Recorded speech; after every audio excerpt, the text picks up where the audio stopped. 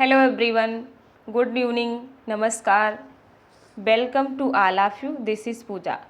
Dear aspirants, आज इस video में हम सभी लोग पढ़ने वाले हैं माइक्रोबायोलॉजी, जो कि मोस्ट इम्पॉर्टेंट टॉपिक है। यहाँ से सभी एग्जाम्स में क्वेश्चन पूछे जाते हैं। तो चलिए स्टार्ट करते हैं, जिसमें पहले हम लोग देखेंगे इंट्रोडक्शन एंड वायरस का क्लासिफिकेशन। इस वीडियो में वायरस का क्लासिफिकेशन समझेंगे और कुछ इंट्रोडक्शन बेसिक बातें वायरस के बारे में समझेंगे। ठीक है, तो चलिए स्टार्ट करते हैं। अगर आप चैनल पर नए हैं तो डेफिनेटली आप चैनल को सब्सक्राइब कर लीजिए, लाइक एंड शेयर कर दीजिए। चलिए स्टार्ट करते हैं।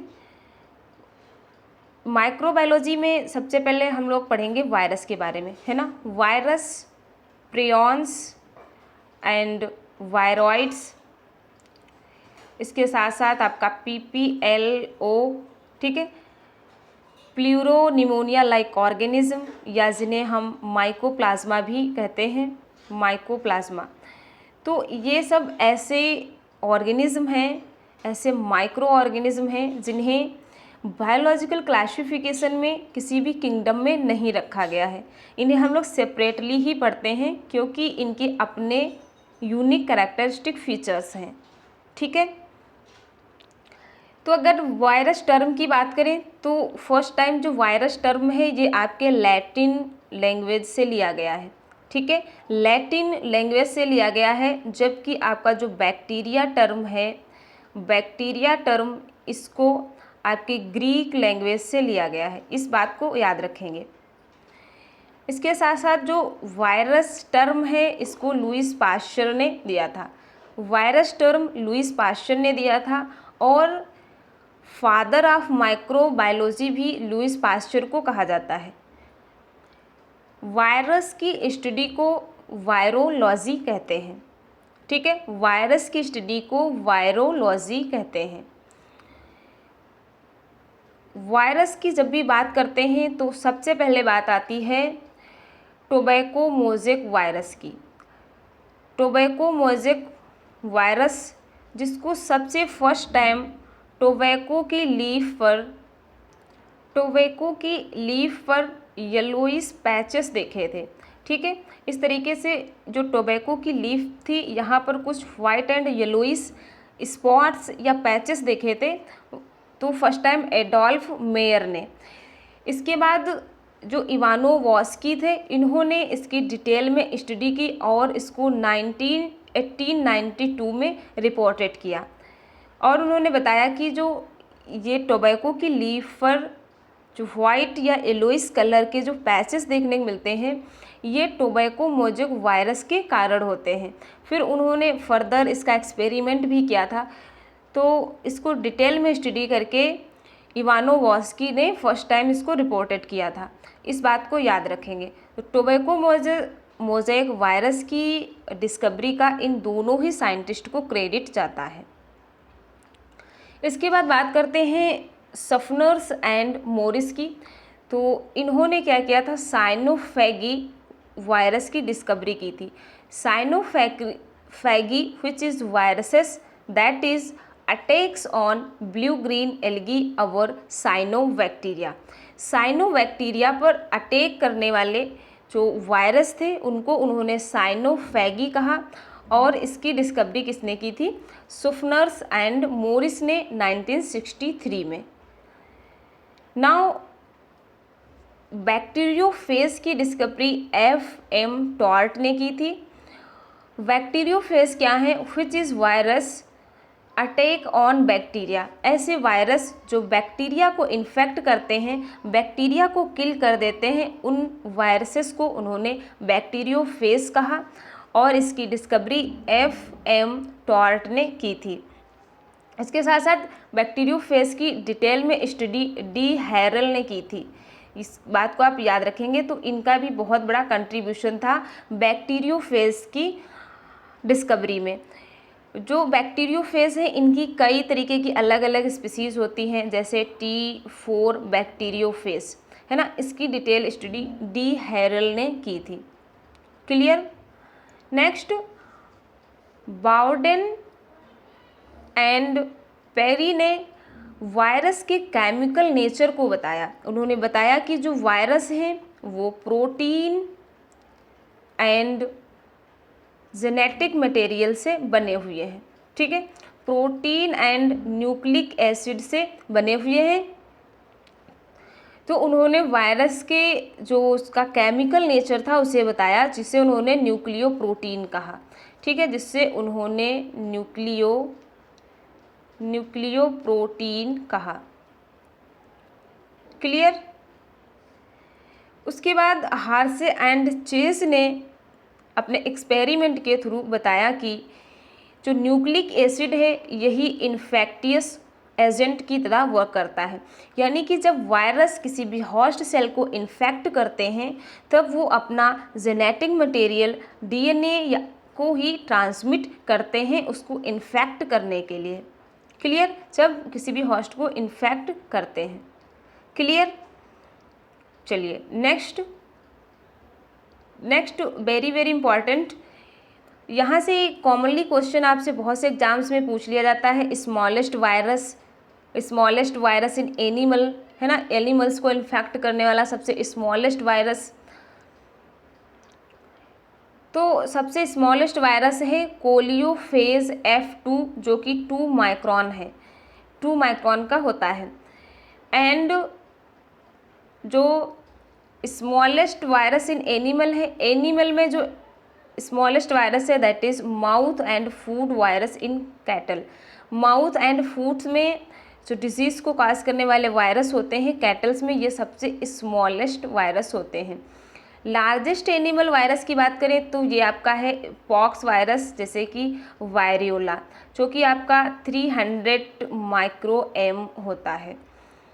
एंड अगर प्लांट के केस में बात करें, सबसे longest plant virus that is citrus virus. जैसे सिट्रस वायरस में आपका ज़ैंथोमोनास सिट्री जो कि लेमन में कैंसर को कॉज करता है, ये 2000 माइक्रो एम होता है। क्लियर।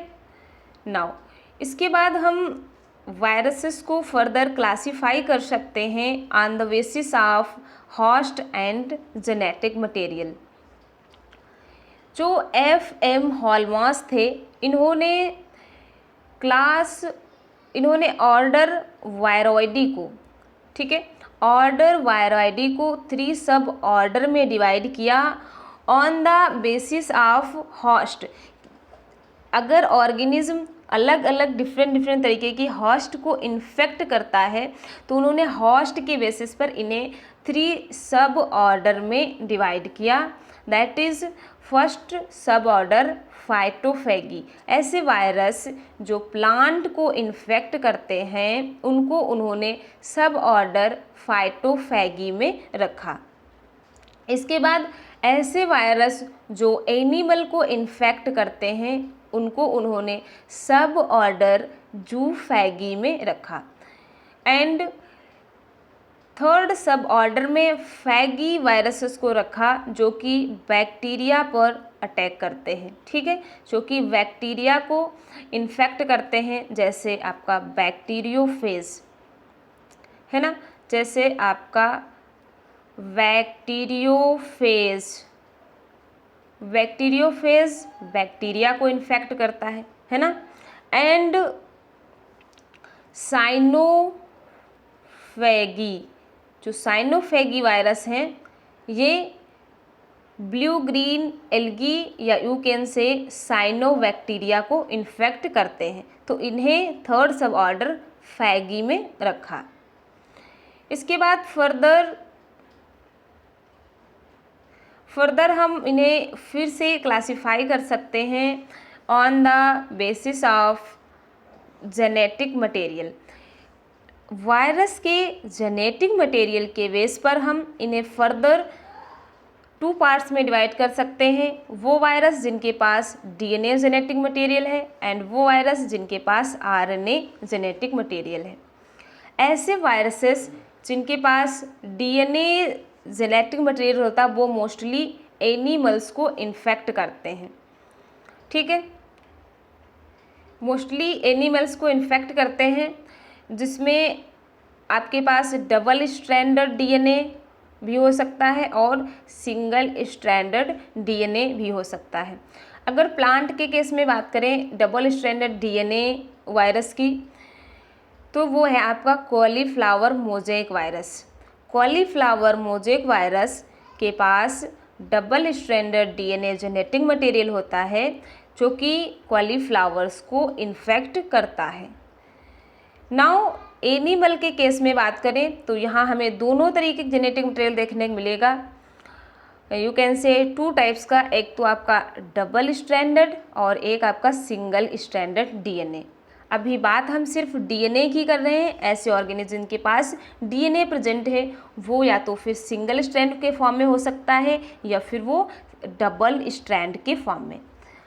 ध्यान से सुनना, बहुत ही इम्पॉर्टेंट ये चार्ट है। यहाँ से आप स्क्रीनशॉट भी ले सकते हैं या अच्छे से इन्हें आप राइट डाउन कर सकते हैं। तो डबल स्ट्रैंडेड डीएनए वायरस में आपके वायरस आ जाते हैं, that is coli, coli, coli T2, T3, T4, T6 and T7। ये सभी कोली वायरस की स्पीसीज़ हैं, ठीक है। And adeno virus, herpes virus, small pox virus, ये सभी के सभी डबल स्ट्रैंडेड डीएनए वायरस हैं। अगर बात करें सिंगल स्ट्रैंडेड डीएनए वायरस की, जिनके पास सिंगल स्ट्रैंडेड डीएनए है, तो आपका है कॉलीफेज F2, MS2, M13 and 5X174। Most common, इसे आपको ध्यान से याद रखना है, 5X174। ये आपके वायरस कैसे हैं? सिंगल स्ट्रैंडेड, ठीक है। ये सभी के सभी कैसे हैं? Single stranded. क्लियर। नाउ अब बात कर लेते हैं आरएनए वायरस, जो कि इन्फेक्ट मोस्टली प्लांट्स को इन्फेक्ट करते हैं। इसके लिए हमने अच्छे से चार्ट बनाया है जिसे आप बहुत अच्छे तरीके से याद रख सकें, ठीक है। बहुत बेहतरीन तरीके से आपके लिए चार्ट बनाया है। आई होप आपको क्लास पसंद आ रही होगी, चीज़ें आपको वैल्यूएबल मिल रही होंगी, कंटेंट एक सीक्वेंस में मिल रहा है। या आप PDF भी गेन कर सकते हैं टेलीग्राम चैनल से, जिसका लिंक डिस्क्रिप्शन बॉक्स में दे दिया है, ठीक है। चलिए, आरएनए वायरस, इन्हें हम जो है मिक्सो वायरस भी कहते हैं। जो आरएनए वायरस हैं इनके पास सिंगल स्ट्रैंडेड आरएनए भी हो सकता है और डबल स्ट्रैंडेड आरएनए भी हो सकता है, ठीक है। मोस्टली ये प्लांट को इन्फेक्ट करते हैं, लेकिन सिंगल स्ट्रैंडेड आरएनए वायरस भी एनिमल्स को इन्फेक्ट करते हैं। सबसे पहले बात करते हैं प्लांट के केस में, ठीक है। ऐसे वायरस जिनके पास सिंगल स्ट्रैंडेड आरएनए है जेनेटिक मटेरियल और वो प्लांट को इन्फेक्ट करते हैं, जिनके एग्जाम्पल्स हैं जैसे tobacco mosaic virus, QB bacteriophage virus, turnip yellow mosaic virus, tomato mosaic virus, tobacco necrosis. ये सभी के सभी कैसे हैं? सिंगल स्ट्रैंडेड आरएनए है इनके पास, ठीक है। अच्छा, अगर बात करें डबल स्ट्रैंडेड आरएनए की, तो डबल स्ट्रैंडेड आरएनए जिनके पास है और प्लांट को इन्फेक्ट करते हैं वो हैं reo viruses, wound tumour viruses, rice dwarf viruses, maize dwarf virus. ये 4 के 4 आपको बहुत अच्छे से याद रखने हैं, क्योंकि यहाँ से बहुत बार क्वेश्चन पूछा जाता है। क्लियर। नाउ अब बात करते हैं एनिमल्स में इन्फेक्ट करने वाले वायरस जिनके पास single stranded RNA genetic material है। मोस्ट इम्पॉर्टेंट, ये भी बहुत बार आपसे पूछे जाते हैं। देखिए, हम लोग बहुत डिटेल में पढ़ते हैं, लेकिन आप सभी को पता है कि जितना हम लोग डिटेल में पढ़ते हैं, हर एक टॉपिक से कहीं ना कहीं से क्वेश्चन ज़रूर पूछा जाता है। तो आप बहुत ध्यान से पढ़ेंगे और जो हम बता दें कि पेट है क्वेश्चन, है ना, एग्ज़ाम के लिए बिल्कुल, उससे आप बिल्कुल राइट डाउन करके अच्छे से याद कर लेना है। क्लियर। सिंगल स्ट्रैंडेड आरएनए है और एनिमल्स को इन्फेक्ट करते हैं, वो हैं आपके influenza virus, Ross sarcoma virus, AIDS virus and polio virus. Clear. अगर स्मॉल पॉक्स की बात करें, ठीक है, पोलियो वायरस और स्मॉल पॉक्स वायरस में आप कंफ्यूज नहीं होंगे। जो स्मॉल पॉक्स है ये आपका डबल स्ट्रैंडेड डीएनए है ना, ध्यान से याद रखेंगे। लेकिन पोलियो वायरस की बात करें तो ये कैसा है, सिंगल स्ट्रैंडेड, है ना, सिंगल स्ट्रैंडेड आरएनए है। Clear. Next very very important, यहाँ से बहुत बार एग्जाम में क्वेश्चन पूछा जाता है, ठीक है। तो ये कुछ बेसिक पॉइंट्स है जिन्हें आपको अच्छे से याद रखना है। वायरस के शेप से क्वेश्चन पूछा जाता है। ब्रिक शेप्ड वायरस, तो ब्रिक शेप्ड वायरस कौन से होते हैं, that is small pox virus. और अगर बात करें रॉड शेप्ड, तो रॉड शेप्ड कौन सा आपका वायरस है, that is TMV, tobacco mosaic virus. Tobacco mosaic virus rod shaped होते हैं, ठीक है। और इसका डायामीटर, अगर डायामीटर की बात करें तो इसका डायामीटर होता है 180 एंगस्ट्रॉन्ग। इसका डायामीटर होता है 180 एंगस्ट्रॉन्ग एंड इसकी जो लेंथ है ये होती है 3000 एंगस्ट्रॉन्ग, ठीक है। तो ये रॉड शेप्ड होता है, डायमीटर इसका 180 एंगस्ट्रॉन्ग होता है एंड 3000 एंगस्ट्रॉन्ग इसकी लेंथ होती है। ये हेलिकल होता है, यानी कि इस तरीके से कॉइल्ड फॉर्म में होता है, ठीक है। रॉड शेप्ड है बट इसकी सिमेट्री कैसी होती है, हेलिकल सिमेट्री इसकी होती है।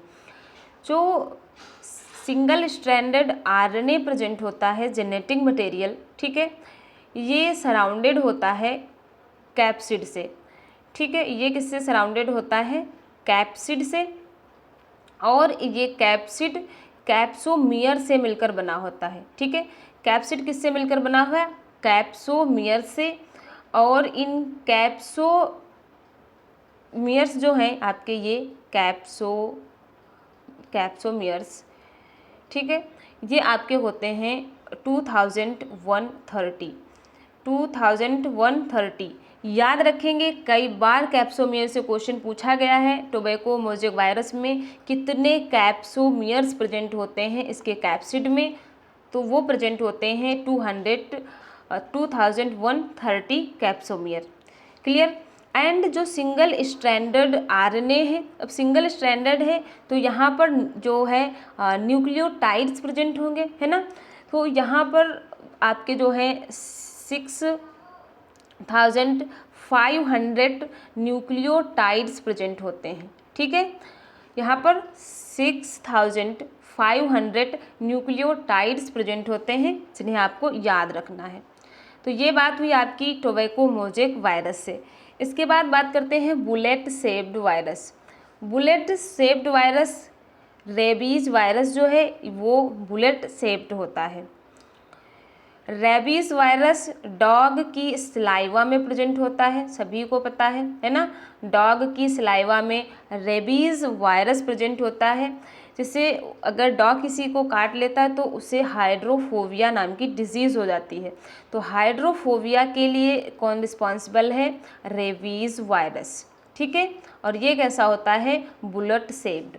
तो आप याद रखेंगे, डॉग से रिलेट कर लेंगे, है ना, डॉग के शेप से, तो उसी तरीके से कैसा होता है, बुलेट शेप का। Clear. And next is very very important, tadpole shaped bacteriophage जो वायरस है ना, जो कि बैक्टीरिया को इन्फेक्ट करता है, ये आपका कैसा होता है, टेडपोल शेप्ड होता है। और बैक्टीरियोफेज का ये मोस्ट कॉमन शेप होता है। क्लियर। इसके साथ साथ कुछ स्फेरिकल भी बैक्टीरियोफेज होते हैं। एंड स्फेरिकल शेप वायरस की बात करें तो इसमें हमारे आ जाते हैं herpes virus, influenza virus, polio virus, HIV virus. ये सभी कैसे होते हैं, स्फेरिकल शेप के होते हैं। क्लियर। तो आई होप यहाँ तक बहुत अच्छे से आपको समझ में आया। तो ये थे कुछ इम्पॉर्टेंट क्वेश्चन आपके वायरसेस से, एंड जो बेसिक बातें थी, क्लासिफिकेशन था, उसको हमने डिस्कस किया। नेक्स्ट वीडियो में हम लोग वायरस की जो है इंटरनल स्ट्रक्चर्स के बारे में पढ़ेंगे, ठीक है। कौन कौन से वायरस के पास इन्वेलप प्रेजेंट होती है, किन वायरस के पास जो है इन्वेलप नहीं प्रेजेंट होती है, इनका स्ट्रक्चर्स, और इसके साथ साथ डिटेल में हम लोग बैक्टीरियोफेज को पढ़ेंगे, ठीक है। क्योंकि बैक्टीरियोफेज की इंटरनल स्ट्रक्चर से, उसकी टेल से, सीथ से, और जो उसके टेल फाइबर हैं, यहाँ से क्वेश्चन पूछा जाता है, ठीक है। तो आई होप आपको सेशन पसंद आया होगा। Thank you so much everyone. Now you can subscribe, share and like this channel. Okay, मिलते हैं आपको नेक्स्ट क्लास में। और हाँ, आप पीडीएफ ले सकते हैं टेलीग्राम चैनल से। So thank you so much everyone. आप सभी का इतना सपोर्ट, प्यार जो मिलता है, इससे हम डेली आपके लिए इसी तरीके से फ्लो चार्ट के माध्यम से आपके पास एक बेहतरीन तरीके का नोट्स लेकर आते हैं, जिससे कि आप बहुत आसानी से अच्छे से अपनी नीट की प्रिपरेशन कर सकें। नीट के साथ साथ ये बीएससी एमएससी के लिए भी बहुत इंपॉर्टेंट है, क्योंकि माइक्रोबायोलॉजी का चैप्टर वहाँ भी है। तो अगर आप बीएससी या एमएससी से बिलोंग कर रहे हैं तो भी आपके लिए ये क्लास बहुत ही बेनिफिट रहने वाली है, ठीक है।